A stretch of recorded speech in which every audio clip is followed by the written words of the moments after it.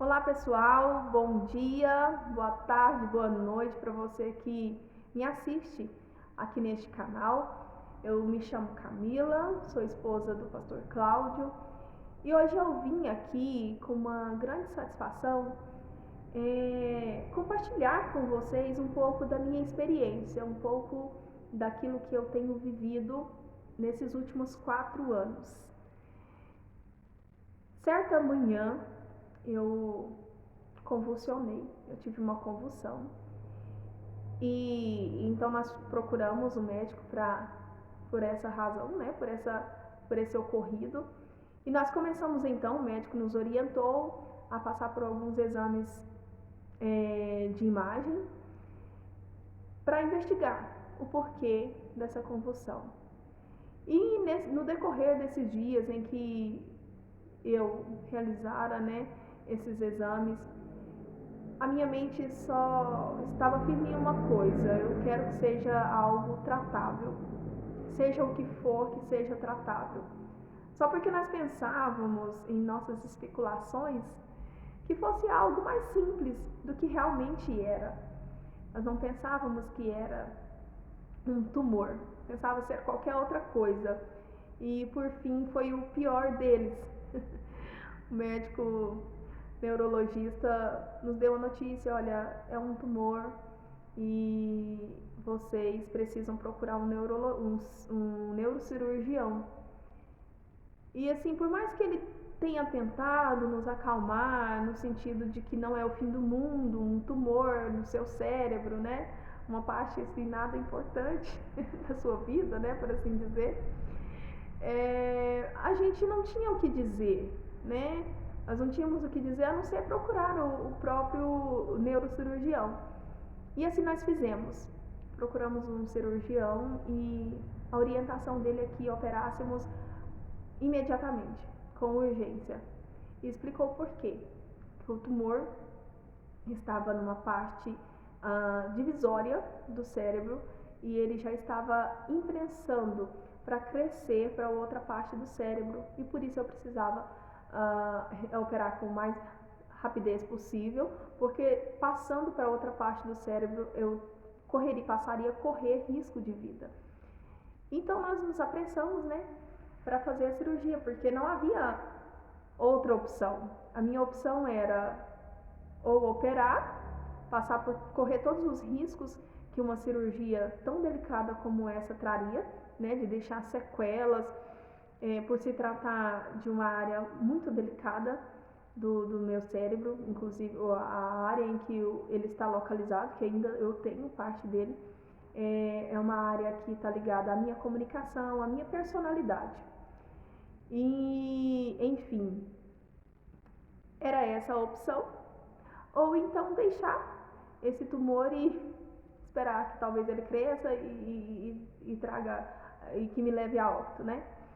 E eu optei por fazer a cirurgia, não tinha temor nenhum a isso, e assim foi. Eu fui submetida a uma cirurgia, e quando você entra numa sala de cirurgia, você se sente muito vulnerável, tendo temor ou não de uma cirurgia, tendo confiança, fé em Deus ou não, você se sente vulnerável. A começar pela veste que eles colocam em você. Eles te colocam com uma camisola aberta atrás, nem para ser na frente, né, para nos trazer um pouco mais de segurança, não, aberta atrás. E à sua volta um monte de pessoas com a touca, com uma máscara, com luvas e bisturis e tesouras na mão, com agulha. Você olha para as pessoas, ninguém conhecido. No meu caso ali, nem o meu médico, com quem eu consultava, né, com quem eu consultei, não estava ali ainda. E então assim, você mais do que nunca você pega na mão de Deus e sabe que a sua vida está nas mãos de Deus e na mão daqueles médicos. E com a graça do Senhor eu passei por essa cirurgia. Dessa primeira eu não precisei ir para a UTI, graças a Deus, foi tranquila. Acabada a cirurgia, nós ainda tínhamos um outro desafio. Depois dela ter ido bem, né, passado bem, dado tudo certo, a gente precisava de um diagnóstico. Se era benigno ou se era maligno. E após o repouso, nós fizemos, né, pegamos o resultado da biópsia e graças a Deus o grau foi 2, que é benigno. Não era grau 1, mas também não era o 3, que o 3 já é maligno. Louvamos o nome do Senhor por isso, né? Com certeza, nós ficamos muito felizes. Só que o fato de ter sido benigno não me isentou de algumas dificuldades. E como não isenta até hoje, eu comecei a me sentir muito desconfortável, intelectualmente falando. Eu sentia que a minha comunicação estava comprometida mesmo. Até então eu não entendia nada desse tumor. Eu não entendia nada. Foi tudo muito novo para mim, para todo mundo. E eu comecei a me sentir mal, desconfortável, porque eu sentia que aquilo que eu queria expressar não era entendido pela pessoa da forma com que eu queria expressar. Eu não conseguia expressar como eu queria, como eu de fato queria. E aquilo foi me causando um incômodo muito grande. E assim passou-se cerca de 3 para 6 meses, quando eu lidando com essas dificuldades, um tanto inconformada, e até que eu descobri a Rede Sara de Brasília, me inscrevi e graças a Deus eu fui recepcionada por eles, um atendimento maravilhoso. Ali eu teria o meu tratamento 100% gratuito, porque o custo é caro dos exames, e então eu passei a ser tratada no Sara com aquela equipe, onde nós fizemos novos exames. Eu passei pelo neurocirurgião e esse neurocirurgião me disse que, segundo os exames, né, que eu precisaria fazer mais uma reseção desse tumor. E nessa segunda reseção, eles já adotaram um método um tanto diferenciado, que é fazer a semi-sedação. Então, eu fiz essa cirurgia semi-sedada. Eu fui preparada para isso, com psicólogos que analisaram o meu estado intelectual, o meu estado emocional anterior, para depois fazer uma comparação e até mesmo para saber se eu teria condições de ser submetida a esse tipo de cirurgia. E de fato era necessário, pois no ato da cirurgia eles retirou, né, parte dessa sedação, e toda a reseção foi feita com eu consciente, eu conversando com a equipe, respondendo perguntas, respondendo a estímulos que eles me davam, para que os médicos tivessem a noção de até onde eles poderiam mexer. A ideia era tirar o máximo de tumor sem tanto risco de sequela. E assim foi. Essa cirurgia foi um pouco mais demorada, foi um pouco mais complicada, exigiu muito de mim. Quando eu precisei ir para o UTI, e consequentemente eu tive muita dor de cabeça, muita dor de cabeça, porque mexeu mais, exigiu muito mais, porque ali eu forcei a mente, né?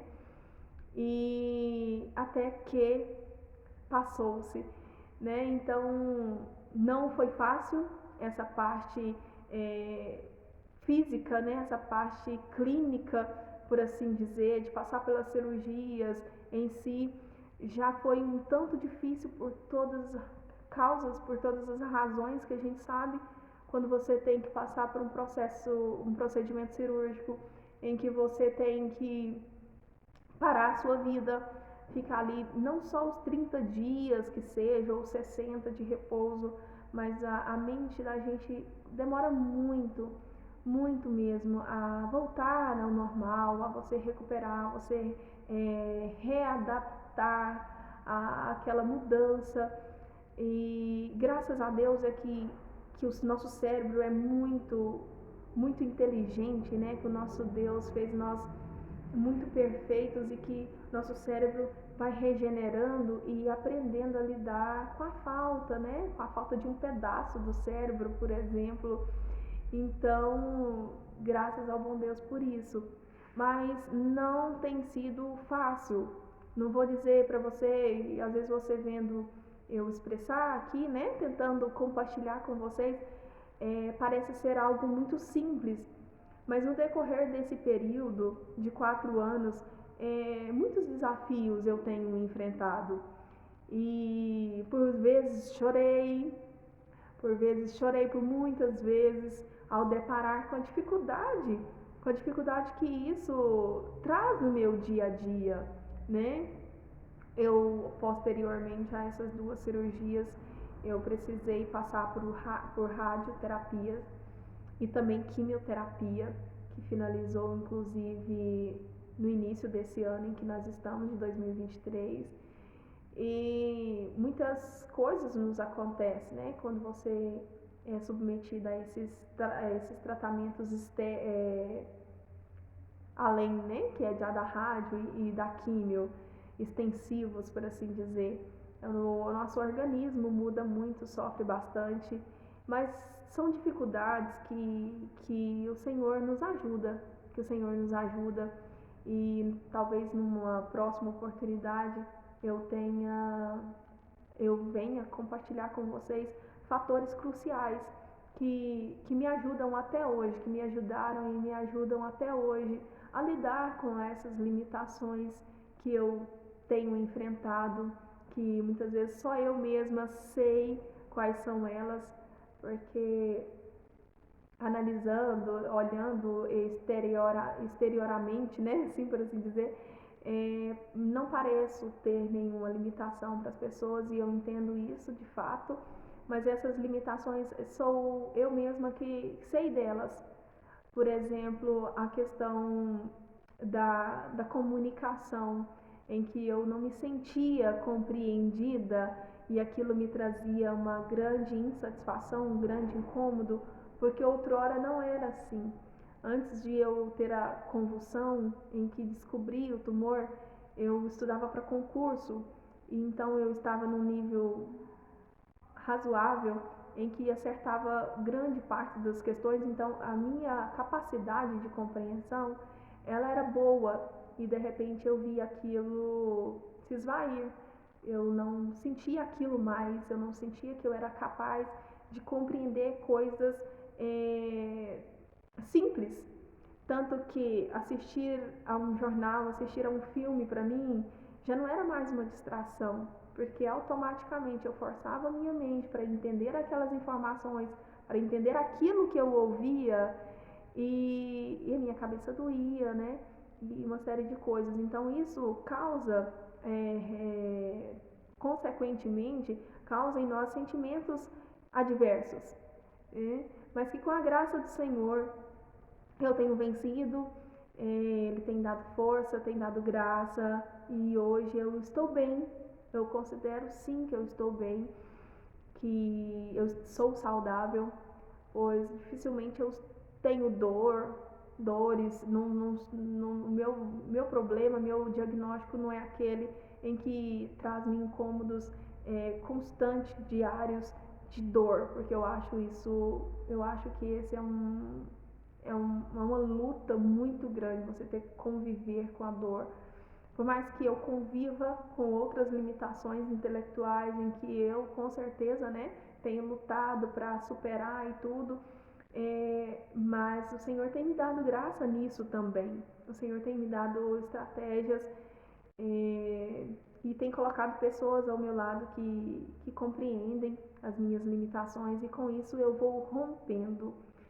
E eu quero aqui finalizar, o vídeo já está extenso, e agradecer a vocês por ter ficado até aqui, ouvindo essa minha experiência. Agradeço mesmo de coração. Que Deus abençoe vocês, que se você está passando por algo do tipo, se você foi diagnosticada por agora com um problema como esse, ou que te leve a pensamentos de desespero, que você tenha fé em Deus, porque Ele nos quer muito bem. Ele tem preparado coisas boas para nós e sabe dos nossos pensamentos, sabe das nossas preocupações, e Ele é que cuida das nossas preocupações. Ele é que cuida. Se você tem um filho e pensa no seu filho, como eu tenho hoje 2 filhos, Deus pensa nele muito mais do que você. Deus o ama muito mais do que você, porque foi Ele quem os deu para você. Então, lance diante de Deus, lance nas mãos do Senhor as suas preocupações, porque se Ele permitiu tal mal vir sobre a sua vida, Ele tem propósito para isso. E Ele é o Todo-Poderoso para te sustentar, e Ele é maior do que tudo. Eu ouvia muito isso quando eu passava por esse início, né, de diagnóstico, em que vinha preocupações, é inevitável vir preocupações, mas eu me firmei nisso, nessa verdade de que Deus, Ele é maior do que tudo na nossa vida. E com certeza, se você se firmar nisso, nessa verdade, que Ele é maior do que tudo, você vai vencer, né?